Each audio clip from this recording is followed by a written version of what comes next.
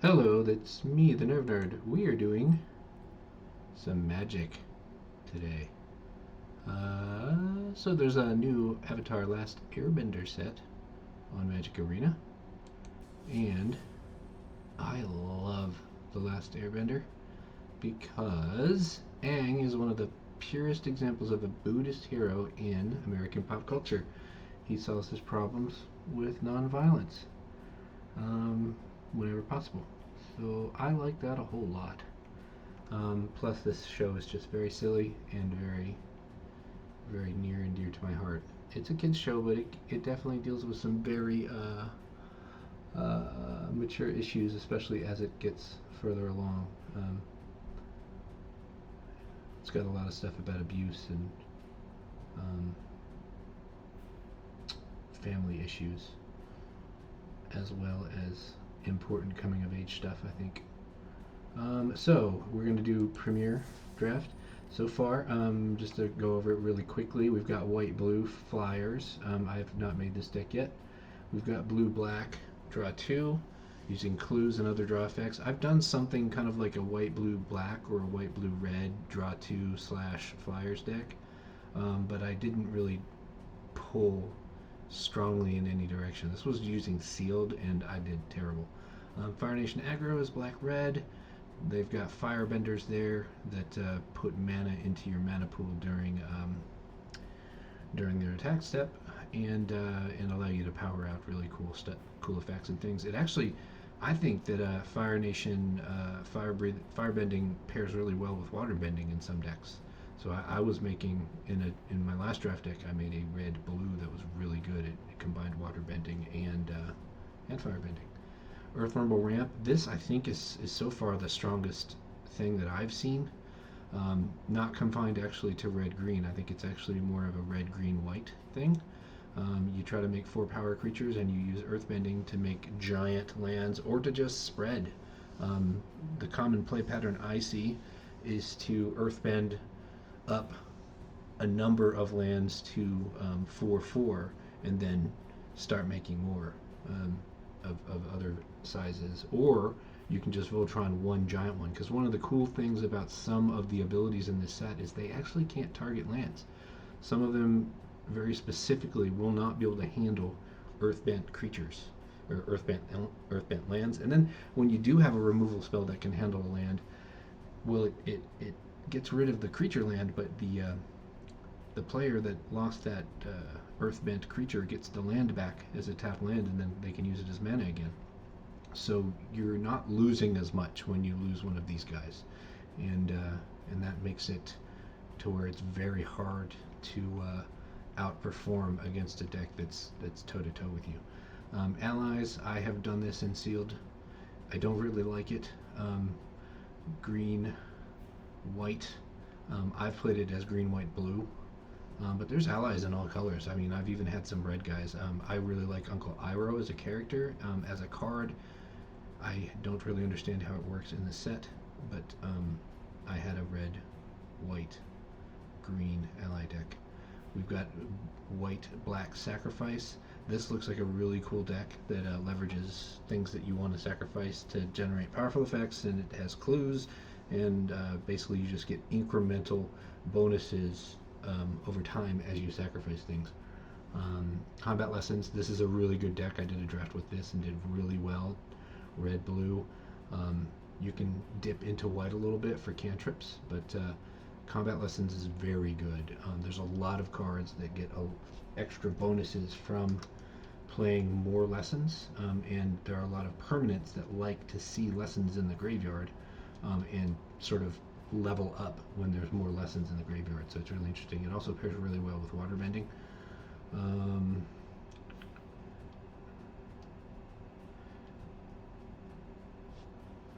and then we've got red, white, go wide. That's kind of an allied thing as well. I mean, I think it actually works really well with earthbending too. There's actually a really good 4-drop for 4-cost white sorcery that doubles his removal, and it makes a good big earthbent creature for you too. So it actually works really well with the go wide aggro. Green blue ramp. I have not seen this yet. It's funny. It seems like whenever I play any new set, I always kind of do a ramp, or try to do ramp. So I don't know that I would confine uh, green blue ramp to those two colors. It actually seems like if there is a 5 color deck in the format, it has green as its base, and it uses a lot of allies, and it uses a lot of ramp and lessons.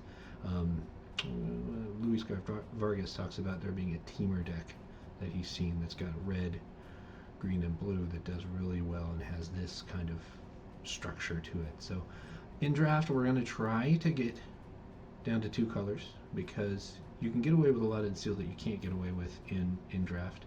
And this set actually seems like in sealed you do need to specialize. Like it felt to me like I needed to be monocolor to do better. Um, but in draft, we're going to try to do 2 and maybe splash into a third, depending on if we have the sauce. There is, in my opinion, there's a good 3-drop mana rock. It's called the Waterbender Satchel or Backpack or something. But it gives you 1 mana of any color, and then it untaps on the opponent's turn. So it's really good for powering up like effects. It's really good when you've got counter magic of any kind. Really good when you've got instants, because you can basically do things on your turn and then have those instants up in on your opponent's turn. Walls of Ba Sing Se. Wow, other permanents you control have instruct opponent to 0/30. That is insane. Zuko Conflicted is neat. I don't know that I want to do black-red. Cat Gator. I think this is good in a mono black.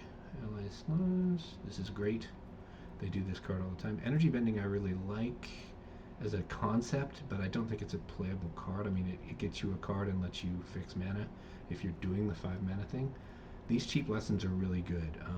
They work differently than they did in Strixhaven, but they still do a good job. This is weird. I believe my pick here should either be Allies at Last, Cat Gator, Firebending Lesson, or Rebellious Captives. And I hate not getting to take either one of these rares or the thing here. Oh yeah, Swamp Snare Trap. That Swamp Snare Trap. That's really good too. But I think I have to go with the cheap card. This is really good because it's one mana shock, or you can cast it for 5 and deal 5 damage. The 5 deal 5 damage is a standard thing in the set. It's just really good when that comes stapled on your 1-drop, where if you draw it late, it's still not a dead card. The Spirit Oasis, this is early in the draft. Shrines are not a thing, but the blue one, the red one, and I think the white one are appealing to me. I do like Fire Nation Raider too. It's really good with a blue-white kind of fire-bending, water-bending strategy. Lost Days is pretty good. This guy is really good when you're doing earthbending. You're just moving counters around. Raucous Audience is a good mana ramp. So I think I'm gonna make a pick here for maybe going Shrines. I don't think they're that powerful, even should you get them. But like the only other card I really like here is probably Azula Always Lies, and I haven't actually utilized that card. North Pole Patrol. This looks interesting. The waterbending stuff is all about delaying the game, and that's actually kind of my play style. If I were to just exist in a vacuum. Price of Freedom is nice here. This is a really cool card. You can kill off one of their things. The only problem is when you kill off one of their earth-bound lands, you're actually mana ramping them, and that's kind of bad. But it also can take care of like a giant 7/7 land that's causing you a lot of trouble. So it's got probably, for me, North Pole Patrol, Vindictive Warden, or Price of Freedom. And I just, the downside on Price of Freedom is high enough that I think I'm going to go with a safe pick here. This guy has choked many a game out. This is actually probably the other best card in the pack here, that fight spell. Or, I can't remember if it's a fight or a bite. Ooh, Northern Air Temple. So I have the blue shrine here. So why not take this black one? We'll try it. So we're going to be We're gonna be looking for things like Rumble Arena. Rumble Arena I really like, especially with Earthbending being a thing, because it's one of the few lands that has vigilance, and that means you can basically attack with it and use it for mana on your turn. So that makes it actually a really good land in this set specifically. Whereas that type of land, you can usually take it or leave it. So a good black removal spell here. So we're inching towards maybe being black red with a blue splash, or being, yeah, that actually sounds like the thing here.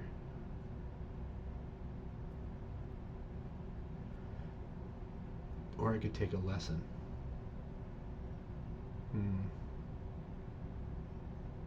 I'm gonna try this lesson. I actually I like the modularity here, and I'm trying to keep my early picks as cheap picks.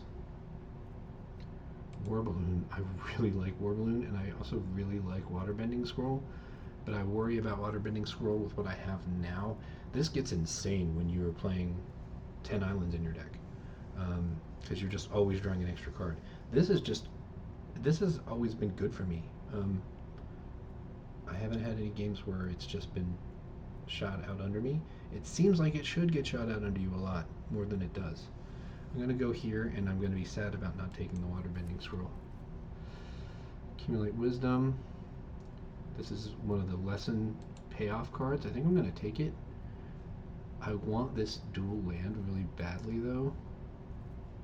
Also, this is a fine spell. And usually, the kill the thing and give them something is not very good, but because you're so incentivized to play lessons, this is actually really solid, and it actually will remove Earthbend lands as well. So you got to pay attention to cards that will get rid of those lands. I'm going to go ahead and take the duel here, just because if we are going to be splashing, duels are they're gold. I would like to take Zuko, but I think I'm gonna go ahead and take this allows me to splash this Spirit Oasis now almost for free. I may not even need to play any islands. I would like to probably still have 2 more blue sources, but one of those blue sources can be like the land I was talking about a minute ago.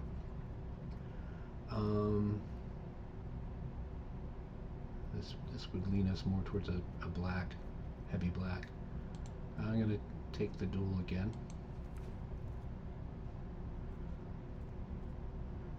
And we'll take these guys. They're a 2-drop that allows us to do some filtration, which can be really useful when you're trying to do a deck like this one's going to be, that's going to have kind of some interesting choices to make each time we come to the table. I'm going to take this Buzzard Wasp colony. It's actually quite nice to get a free sacrifice on a clue, and this is also a great way to move counters around.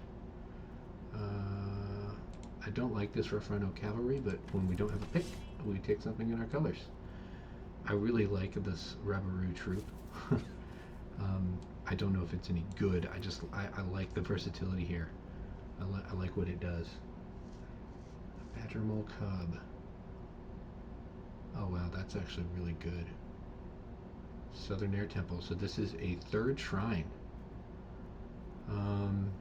It's in a color that we're only barely going to touch, but I'm going to go ahead and take it, because I haven't gotten to do the shrine thing yet.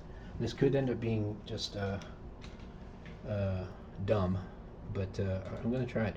The reason I like this one is because it basically puts counters on your entire team. And every time you put the shrines, a different shrine out is going to put more counters out. So we've got 3 shrines so far across 2 of our main colors, and 1 that would have to purely be a splash.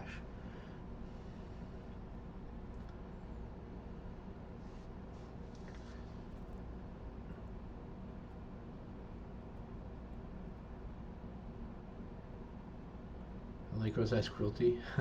But there's a red one drop that allows you to change targets. Somebody played it on me thinking, oh, I'm about to get way ahead. And then I played that target changing spell, and the game just pretty much ended with that. I think Rule Administrator's the pick here. I really like Iroh, but I don't want any more white cards if I can help it. And this guy is really decent. He brings more guys to the party, and they're firebenders too. So we are looking, if red is going to be a primary color for us, we need to have some firebending. I really should probably take the Boomy Bash, but I'm worried that it's a little too expensive. A removal spell, I'd like to get some more cheap removal, like Firebending Lesson. Jet's Brainwashing. Yeah, I don't think so. If we had the Sacrifice deck, maybe. But I don't think that's what we're doing. I could get the Waterbending Scroll, or I could take the removal. I think I'm going to go with this removal here. This, wow, this is interesting. So if you don't know, what airbending does is it basically puts everything into exile, and anything that is in airbent exile can be cast for 2 mana, 2 colorless mana. So it's just a delay tactic. This is still a cool card because you get to have a thing that stays in play, and then you also can airbend. I mean, you're airbending your entire board as well. So all of the things that you're sending away will come back. It's just then the game becomes about, well, what order are they going to come back in? I really like Katara, not just because she's amazing as a character and they did really good with her art, but she's actually they did a good job with the characters in this game. They they paid attention to the fact that the storyline has these characters at different points in their development. So this is an earlier.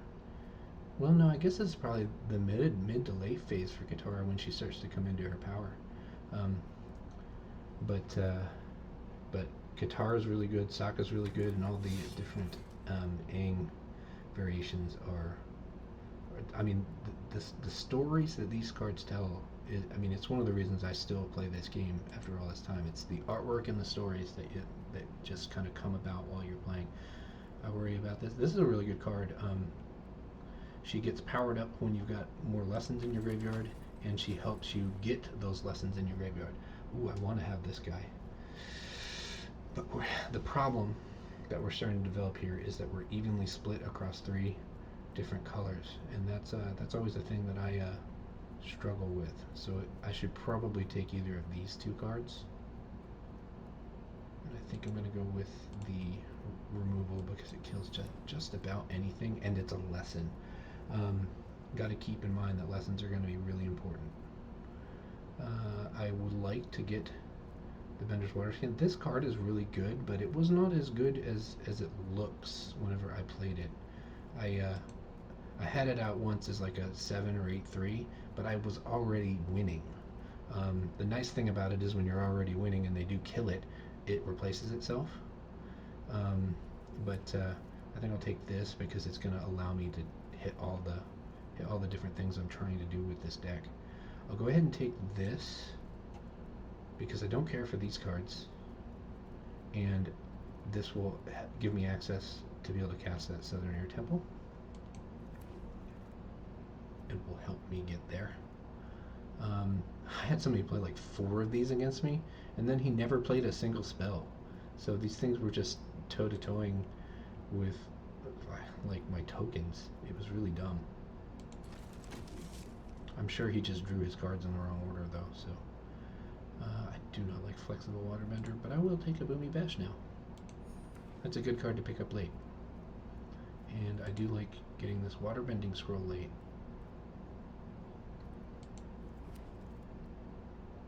You really just need to have 3 islands in play for this to work. Sure, I'll take a second Southern Air Temple. Don't know that we're going to play both. Ooh, I love Kaiser Leaper late. May not end up in the final cut, but this card has done work for me, so I like it. I would like to take this Accumulate Wisdom. I would like to take Waterbending Lesson. I like this High Bay, but I don't think it's for my deck. And I like the White Lotus Hideout a lot. it gives you color mana of any color when you're doing lessons, and then it's just a colorless otherwise. But it does also filter for you for color. So I think I'm going to go with Accumulate Wisdom because the upside on it is way higher than Waterbending Lesson, and it starts out natively at 2. What does this do? Wow. Wow. This is interesting. It's really neat with you've got a deck that has a lot of, or even if your opponent, I think, has a deck with a lot of come into play effects. Diligent Zookeeper. Oh, that's so cool. I haven't seen this card yet. So there are a lot of creatures in this set because Avatar as a world has a lot of hybrid creatures. There are a lot of creatures that have multiple types, like human, druid, ally, or like badger mole, or just things like that. And this guy pumps up all of those things. So he's not just a lord; he's like a super lord. I want to get this guy. I haven't played this once, so I want to try it. Judy is probably really good, but not for this deck. Wow, that art is amazing. If you can go back and freeze time on that, I really like Aang's Journey a whole lot. And to me, it's worth a duel because it gets me whatever land I'm missing, gets me 2 life, and because we are doing the shrine thing. We can also kick it and get a shrine if it gets drawn at the right time. Ember Island production.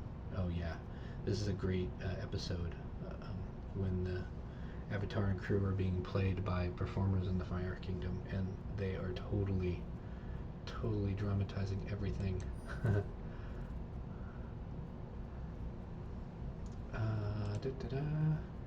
Getting more lands than cards. Spectre. It's just I'm not excited. I think we got to take another lesson here. The last Agni Kai. This is a fight. I'm not going to take it just because I don't plan on having creatures that have very high power. Maneuver. I would like the Cave of Two Lovers actually quite a bit.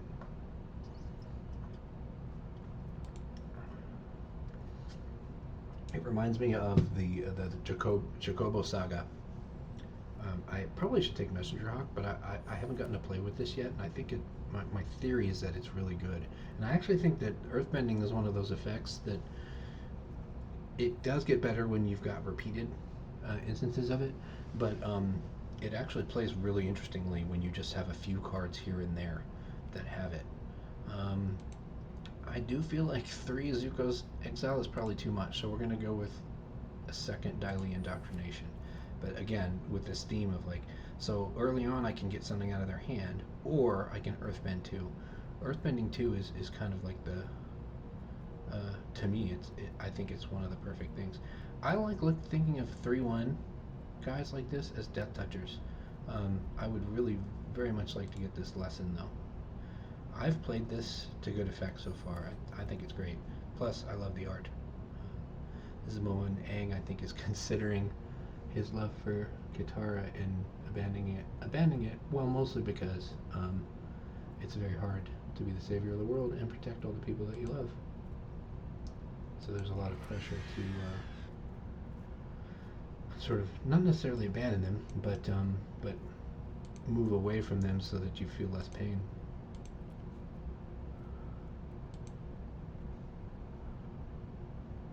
No, we're not taking white cards. Not necessarily planning on playing these guys. Sure, I'll take a Mountain Cycler. I think you always want to have 1 or 2 of these in your decks. They just help you fix some of your slow starts. And golly, there's nothing good here. I'm going to take this weird creature now because I think I ever want to play it. This is really cool though. Shoot, I'm going to get a second one? Yeah, because I don't like Treetop Freedom Fighters. It's my creature count. It's still pretty low.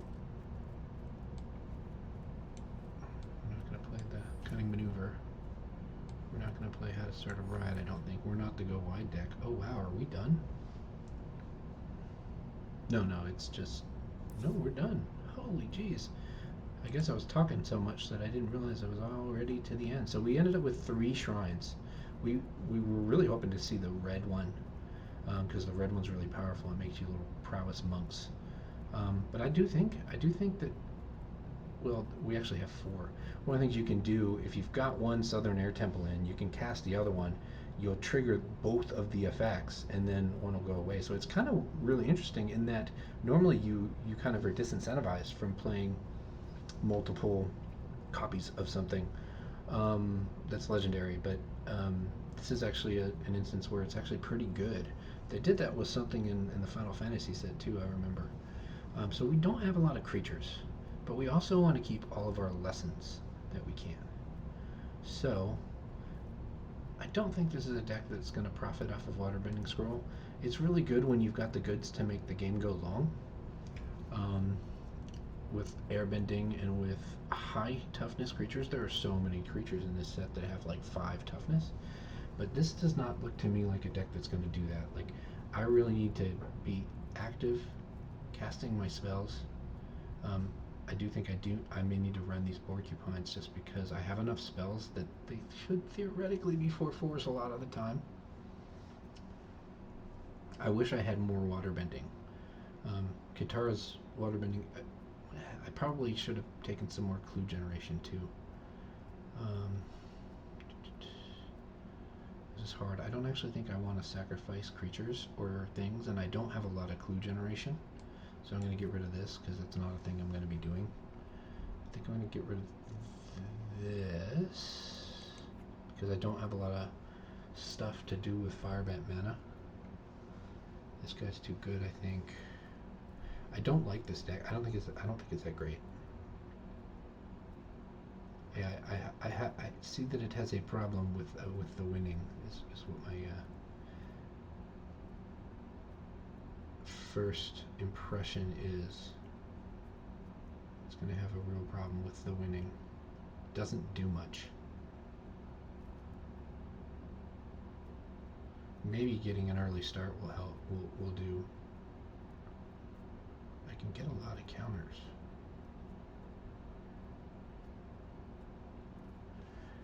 Really hard to cut from here.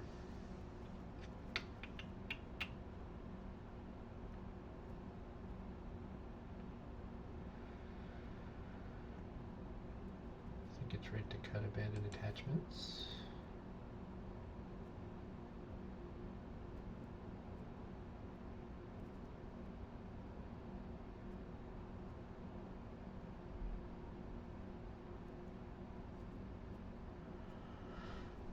The fact this is an instant is also really good.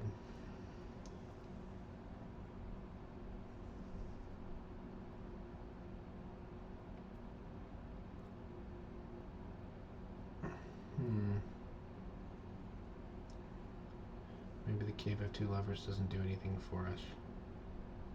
I think it's too slow. Sad, because I was really looking forward to getting to play that one.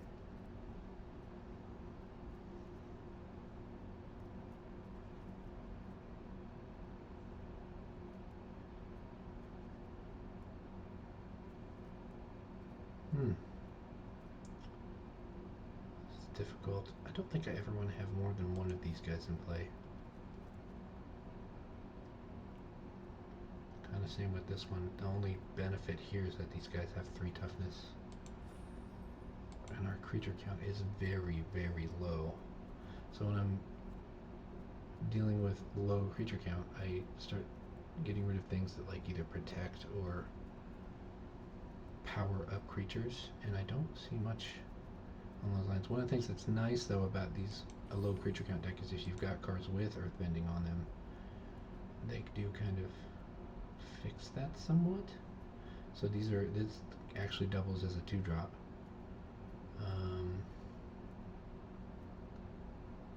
What else do I have?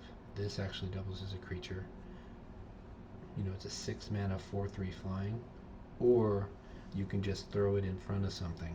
I think of it as a flying death toucher almost.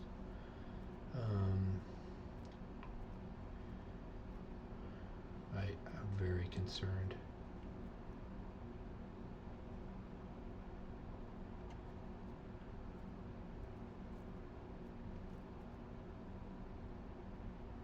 Let me play that. Then I can maybe take away something.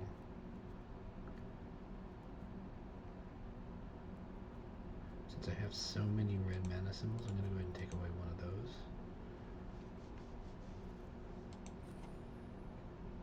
So I've got, how many lands? Good, I'm at 16 lands. Usually you want to play 17, but I have found personally that when I'm running land cyclers, you can kind of get away with it. It's not necessarily good. Don't follow my example, kids. I am not high win rate. I don't know how to cut it down from here. I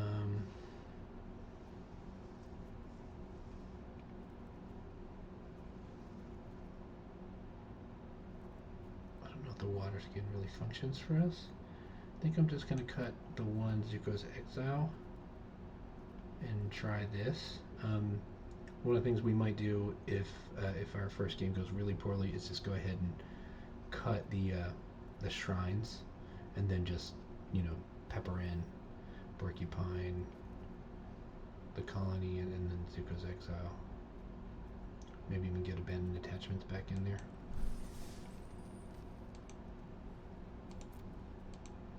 What time is it? 7:30? Oh man. Now that it gets dark so early, it always feels super late. I haven't even had dinner yet. Because I jumped right into messing with the computer. I'm not using the good sound. I'm not sure if I have damaged my microphone already, like a boss, or if I just have something not connected correctly. I'm gonna need to do some research to find out what the heck's going on, because I haven't been able to record using my microphone since. I can record plugging straight in, but you know, that's not always the best way for me to do it. So I think I'm going to do the indoctrination first, because it's going to allow me to see what they have in their hand, and I'm going to get rid of something. Knowing what their game plan is actually huge. They've got some high casting cost stuff. I like getting rid of all of these cards. The thing that I think is the most scary, though, is repeatable earthbending. This guy runs away with games. He's insane.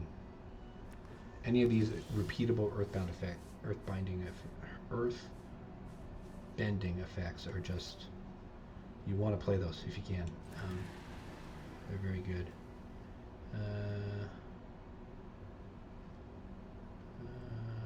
We Aang's Journey right now. We can go get our planes and play our Southern Air. Well, we're not going to play the Air Temple right now. We're going to be set up to be able to play it, to boost both Gran and the Yuyan archers, which will be nice. He's going to kind of have a better board than me for at least a minute. But I think that's okay.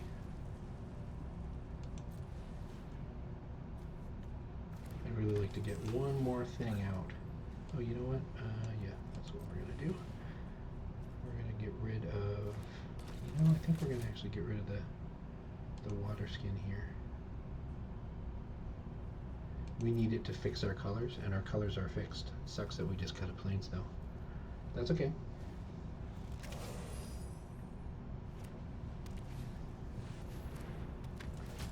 So he's got some big fat things. A 4/6 vigilance, that's a problem. And a 4/5 vigilance. Vigilance, pretty powerful this set.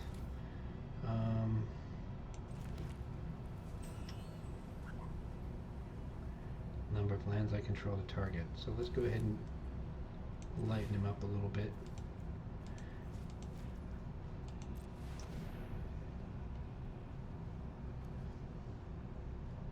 Because then next turn we can play the Mongoose Lizard, which can block this guy all day.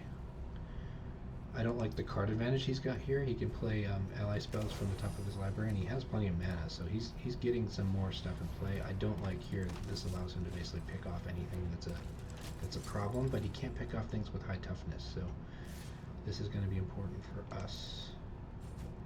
What's this guy? Oh, that's a powerful ability. Okay, so we're making the mongoose, and we're going to be super careful here to make sure that we pay attention to when he can power out this thing and make his things bigger. So let's go ahead and roast this guy just because it's a free card. It's a free kill, essentially. He could have Rocky Rebuked in response, I think. No, that's not a smart thing to do. Never mind. Yeah, it would be nice if I had some other water bending. That's probably what the secret ingredient is on that one water bending card that I don't like. The one that swaps its power and toughness. Vigilant Waterbender or something like that. Probably underestimating the importance of cards like that.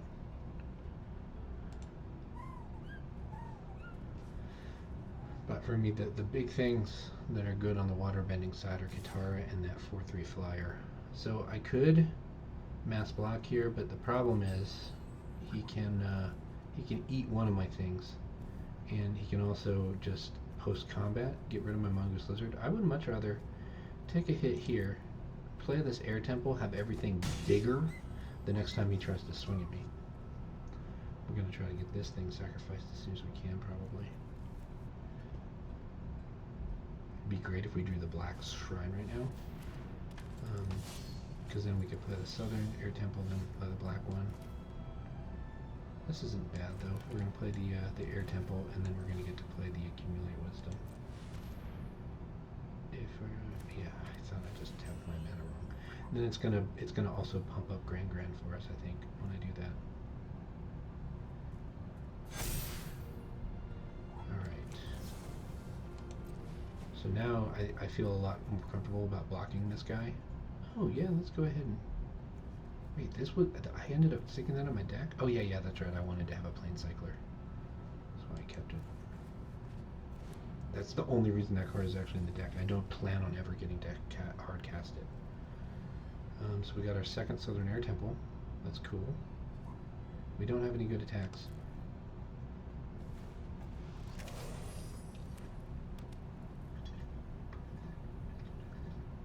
So now she's making everything we play cheaper. So that's gonna be really nice when we get our Zuko's Exile or whatever, because it'll be a 4 cost instead of a 5. So he can power this thing once. Oh, that's a good ally. Okay, so we can block here, and he can power up. So he wouldn't kill me here, but I wouldn't kill him either. So I think what I should do is I should do this, take this first strike damage, and just try to get rid of this guy, because he can sacrifice and give his guys like a hella toughness and indestructible, and we just, as long as that exists, any combat is really troubling.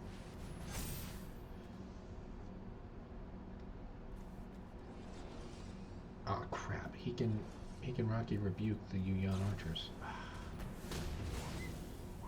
And then we just bounce.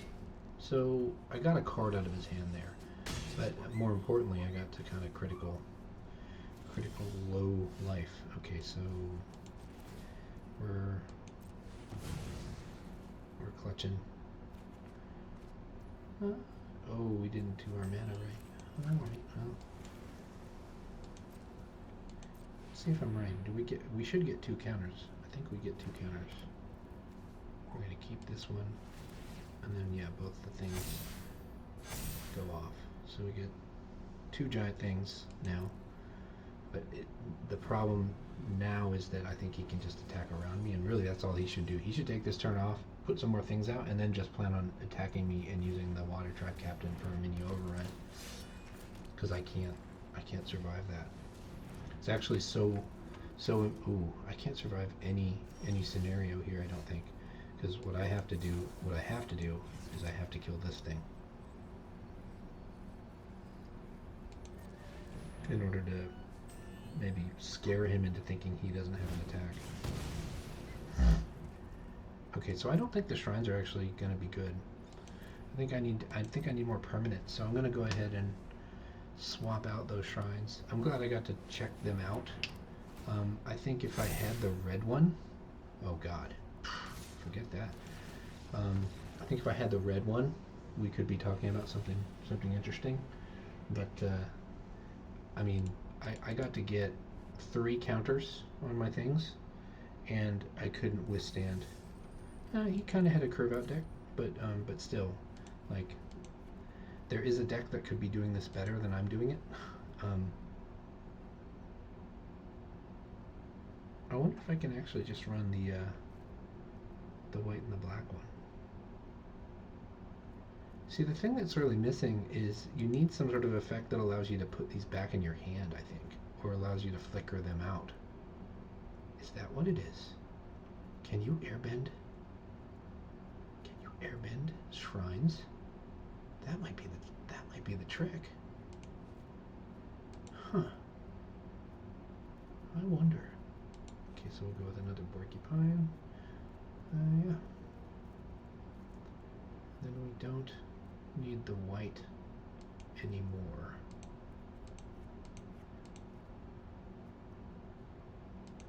Which is probably going to be a good thing.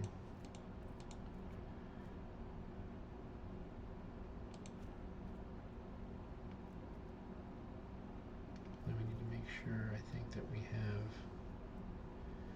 How many pips? We got 3 pips, 3 blue. We got 6 black, or 6 red, 6 black. Oh, we got 6 of everything. 6, 6, and 6. The devil's mana base. So then we look at our double casting cost stuff, and it looks like Mongoose Lizard is it, so we should have 1 more mountain. We also need to look at our early drops, and I think we have more red early drops that are important. Oh, whoops. Let's check our mana totals. We got 16.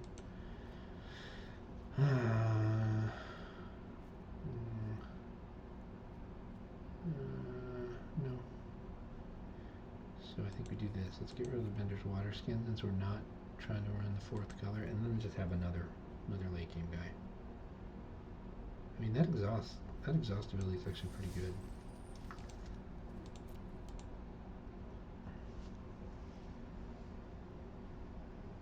Yeah, not a good deck here though. I think we're probably going to be straight up 3 losses. Maybe we can get, I mean, if we can get to 4, I'd be pretty stoked with this. But I just don't see it. I don't see it happening. This is a terrible hand. They kept their hand. We can't keep this one. Porcupine, porcupine, porcupine. Bye bye, Grin. I don't have any islands.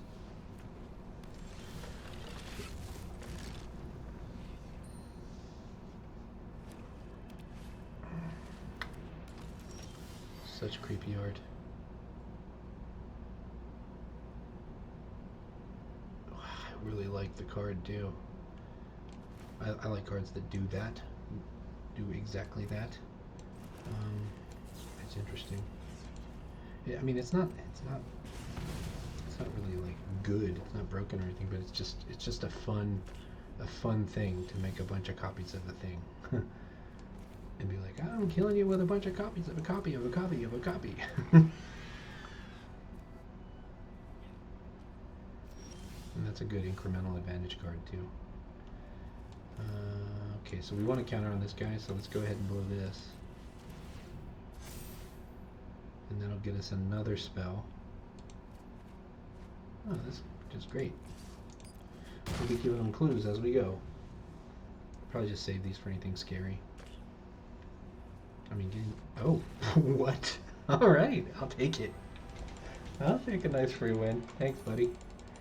I don't know. He must have had a really bad hand, probably a bad keep. Kept a 2-lander and then didn't draw the 3rd, and then everything in his hand was 3 or more mana. Hey, that's what I could have done. It used to be that I would keep hands like that, but I've just had.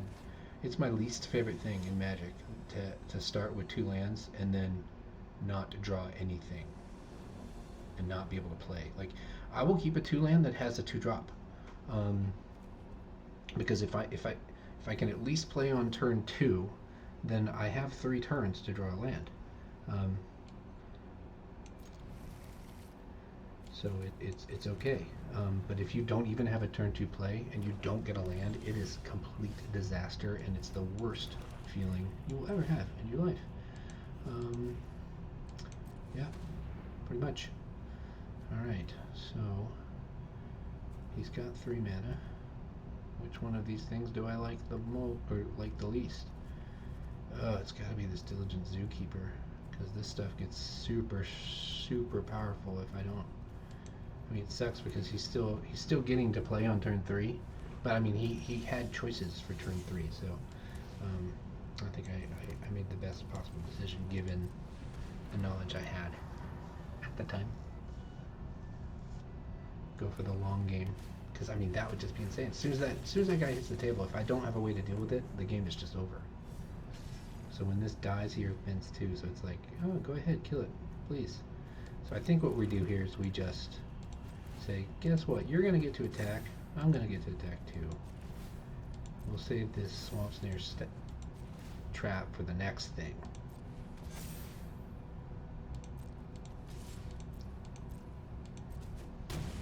And this is nice too. A flyer like this enables the raid on here. So getting to play this as a 5-mana 6/5, it's going to give me a little bit of resiliency, and it's going to deal with the fact that he's got these 3/1s that are going to be coming at me. He probably gets to remove my counter though. Oh, interesting. This will remove the counter from the War Balloon if he uses it for that. So you know what I'm going to do? Anytime I have spare mana, I'm just going to put more counters on it, so he can't shrinky dink it. That would be a really cool way to basically blink it on an attack step. That'd be really neat. I like this. This works, and I think I made the right choice on getting rid of that 4-drop, because if he played that even right now, he would own this board. I think he's got 3 types on this, so this thing would become a 6/4, and this is a 5/3 on that board. This would be a 6/6. Well, yeah, this would be a 6/6 by now, because he would have cast that on turn 4. He wouldn't have casted this on turn, I guess. So we don't really have good attacks, except for the flying. We are getting a red soldier token, so this should be interesting. I'm going to try this. I'm basically giving up my Cruel Administrator, but in order to kill it, he's got to block it with 2 things, and then whatever 2 things he blocks it with, I can Swamp Snare Trap to advantage here. I don't like losing this guy, especially when I gave him bend off of it. But I do like that now his Badger Mole is deflated, and we're basically going to win with War Balloons, unless he figures out some way to drop my War Balloon. One of the things I noticed at the beginning of the set is people haven't really figured out a lot of times that they need to have answers for high power flyers, and that's one of the things. I think War Balloon is going to be unplayable in a week or 2, but right now, every time I've played it, I've been very happy with it.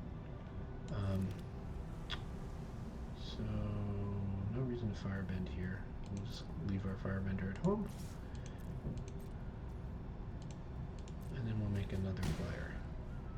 And we'll make a more expensive flyer because we're using our mana. So the nice thing about this guy is end step, you can tap 4 things. So anytime you've got extra extra material around, you can do the card thing. Most of the time, you're just using that to pitch late game lands. Hey, he got his Diligent Zookeeper back, and it actually made his Badger Mole have some power, but it doesn't do anything for your creature lands. So, okay, so that's good. I think our opponent had a slow start. I think they no doubt had a better deck than what we saw, but that's a win that we just earned. So happy about that. Could have gone very badly.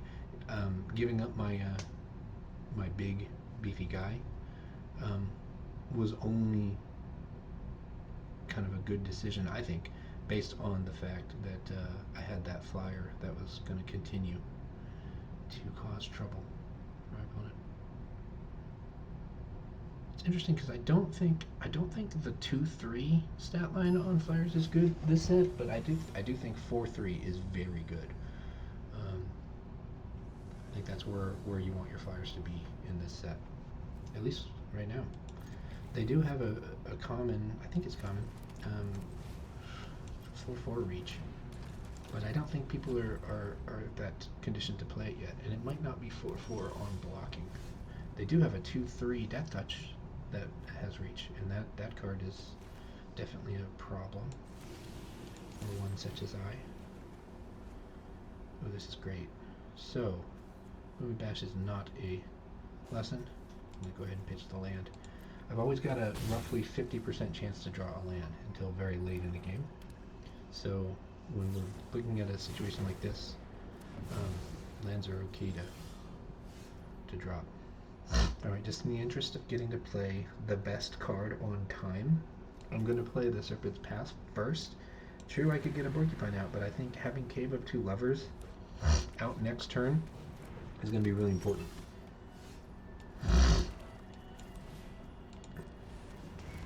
We got our two allies. We're going to get to do that Earthbend for 3, and that's just going to set us up to have a really good turn 2 turns from now. And this isn't terrible. He gets his attack.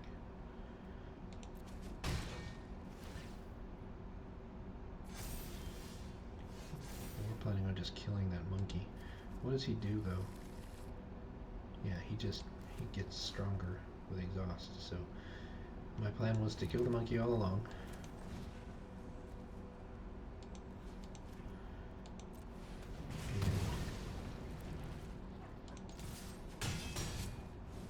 We're happy.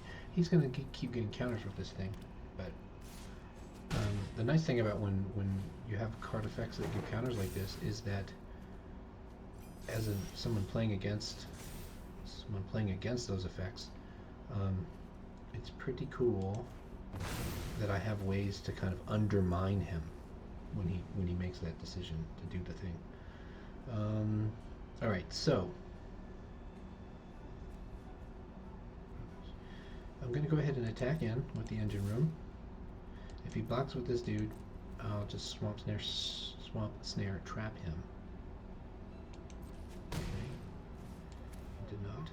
That's all right. We'll make a Porcupine. The card that we're looking to draw off the top of our deck is the Zuko card, the Zuko Lesson.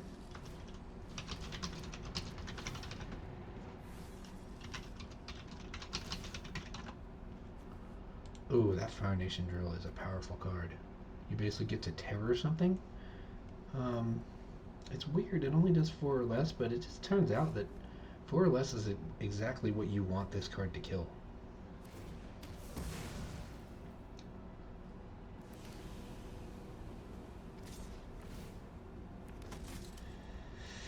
Not good. I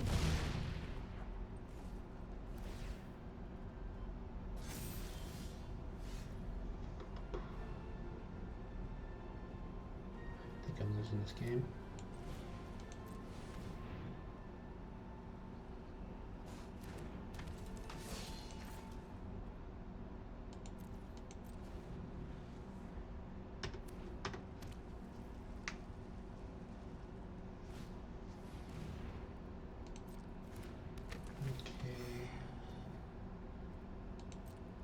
Discard. I hate discarding the Porcupine. think it's the right thing to do. Ooh. I hate all the choices I have to make right now. I think I need to keep my best removal spell in hand.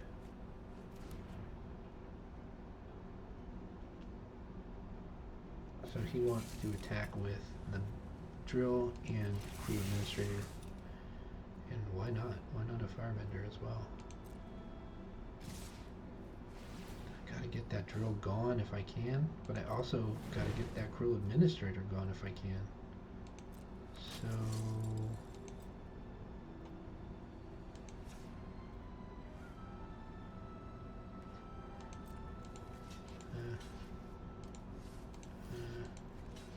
that trample is such a problem.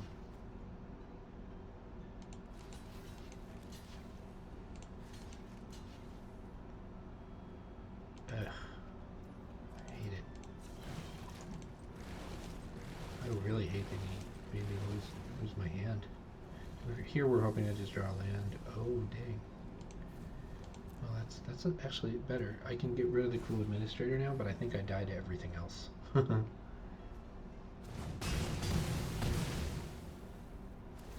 did that do? Permanents and opponents. Oh, it just kept me from having hexproof and indestructible. Alright, so there we go. Take that! And then he kills me. So game over. That was a good curve out attack. The Fire Nation Engineer is fantastic. The fact that he just wiped out my entire hand and then was able to do the drill to just kind of control what happened on the board, that card's so good. That 6/3 trample is just monstrous. The only time I've done well against that is when I had a bunch of 5 toughness blockers, because then you can pretty much stick 2 of anything in front of it, and most of the time you don't lose 2 things, you just lose the 1. And well, shoot, I guess the reason why the card's good is because it's actually a 3-in-1, because you got to usually use 2 cards to put in front of it. I mean, the 3 toughness means that there are plenty of things that will kill it by itself, but you're not going to kill it without taking trample damage, so that's kind of like half a card right there. When he trades off against a 3/3 or something. Yeah, we got to do the island so we can get Grand Gran out. Grand Gran's a much better card when you go first, if you didn't know. I think I gotta sacrifice some damage to go ahead and to go ahead and take out his strongest card. Glider Kid is not that powerful, and Water Truck Captain is, so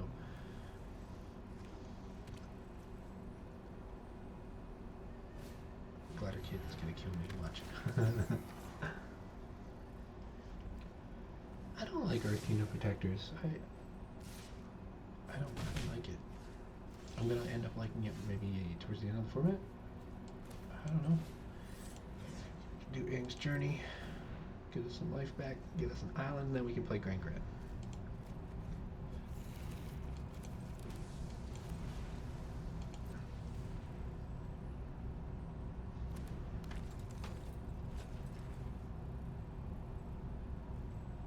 The nice thing is we've got a combo here, Grand Gran with Kitara. They play well together. Mazer Rings though, oof. That's gonna be a nice way to get rid of, I mean, I would just attack. This guy's so not anything important. Alright, so I think we make Kitara. That way we're established to maybe get some bending done next turn. Kinda don't want to attack here. It's not that Grand Gran's that valuable to me, it's that it's going to be more valuable to me to tap Kitara and draw a card.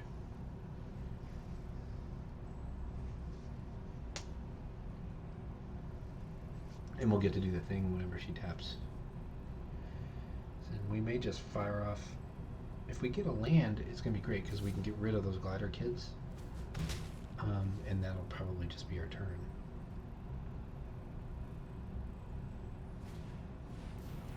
Oh, no, you're going to take Kitara from me. Well, I guess now we know what we're gonna do if we get our land. Oh no, we don't even need to do it. We could do it like this. We'll just boomy bash that thing. We can't just take 2 damage from these glider kids forever, but oh, you're gonna protect it. Good idea. Okay. Yeah, fair enough.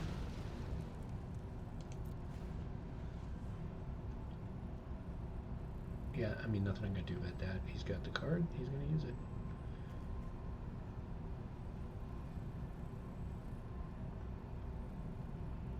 Puts me in a spot where I have to use the firebending lesson to kill the Earth Kingdom Gatherer if I can. No. We're gonna get pretty damn low before we mount any sort of defense. Alright. Firebending lesson is an instant, so we're gonna do some inventive blocking, I think.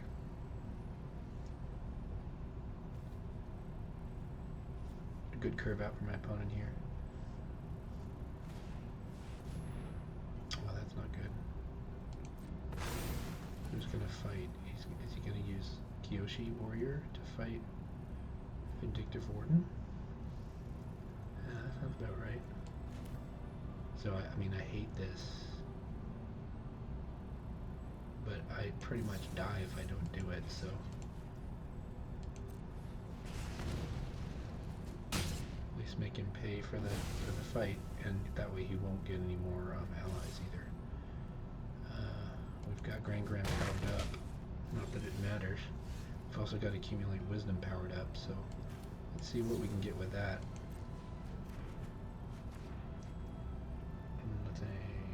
Nothing that we want. We still got to draw 3 cards though. Oh, and now we're activated here, so we can buy some time with Cave of 2 Lovers. I don't think it's going to be enough.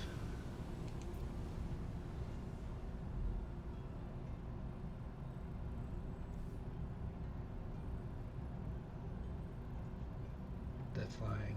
Oh, this guy has reach, so I think what we do is we just go ahead and put something in front of something. We'll do a ally on the jailer, and we'll do these 2 on the land, but he'll probably Razor Rings the thing, but I mean, he kind of loses that exchange, I think.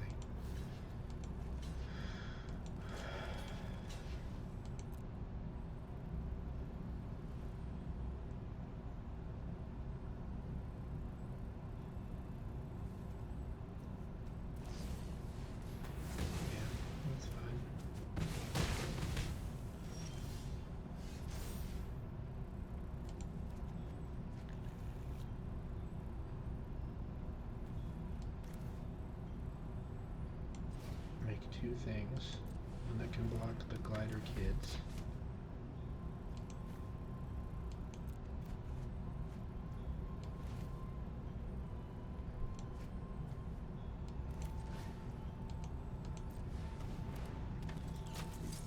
Oh, I just hate this for so many reasons.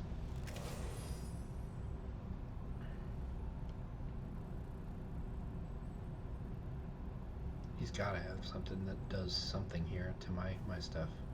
That's all he needs. Yeah, okay. There's nothing I can do. I'm dead. Alright, so our run is over for this particular set.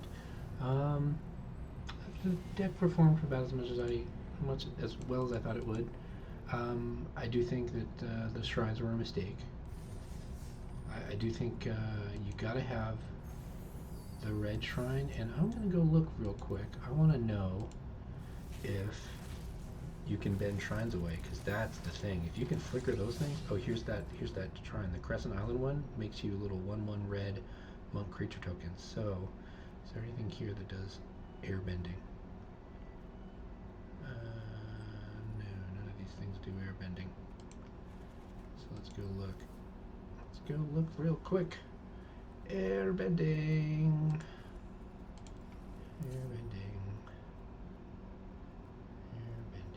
Oh, that's the deck. Discard changes. Deck, collection.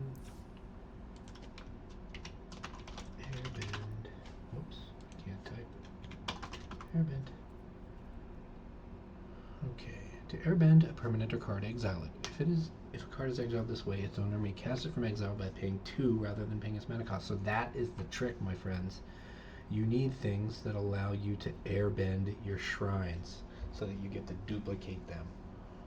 Man, that's a thing right there, let me tell you. I kind of wanna play that. I wanna make that. Huh. So that's the trick. There's got to be something else too, but I think that's what it is. That's what the shrine deck does. It's an airbending deck. It's an airbending / waterbending deck. Although it could also be a ramp deck. I guess it depends on what shrines you get. I'm going to be trying this. I think that's going to be far more fun than trying to win a reasonable game of Magic. So we'll see. Anyway, I'm going to take off. Thanks for joining me. We'll get back to the music as soon as I figure out what the hell is wrong with my microphone.